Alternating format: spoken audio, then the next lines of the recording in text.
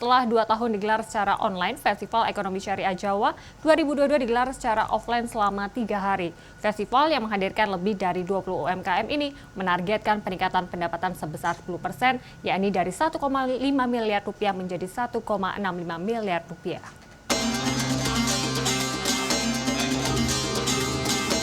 Festival Ekonomi Syariah Jawa 2022 kembali digelar secara offline setelah online 2 tahun selama pandemi COVID-19.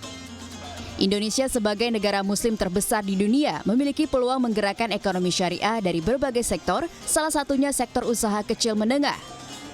Setelah 9 tahun digelar, Festival Ekonomi Syariah mampu membawa Indonesia masuk dalam 10 besar negara dengan mayoritas sektor industri halal. Selain itu, Indonesia mampu mempertahankan posisi keempat dunia di Global Islamic Economy Indicator. Indikator tersebut terlihat pula pada produk makanan halal dan fashion syariah.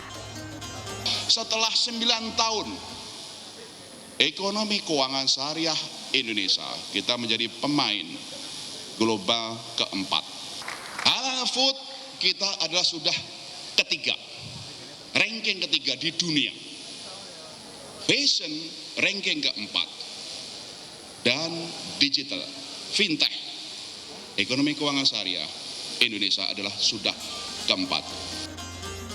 Tahun ini, Festiar Jawa menargetkan pendapatan 1,65 miliar rupiah, naik 10% dari tahun sebelumnya. Peningkatan penjualan, karena tahun lalu kita untuk penjualan UMKM selama pameran itu sekitar 1,5 M. Nah, sekarang target kita naik 10% lah. Mengenai literasi, jadi tidak semua orang itu paham betul apa itu syariah, dan pentingnya logo halal di kemasan itu. Nah, itu makanya perlu edukasi, perlu promosi besar-besaran. Upaya peningkatan pendapatan tersebut dengan melibatkan langsung 26 UMKM yang dapat memasarkan produknya secara offline. Sementara 80 UMKM dapat memasarkan produk melalui pasar Festiar online. Sejumlah UMKM peserta yang hadir secara offline mengaku bersyukur karena bisa sekaligus mendapatkan kesempatan pelatihan. Di sisi lain, masuk dalam forum syariah memberi peluang pada UMKM untuk go global.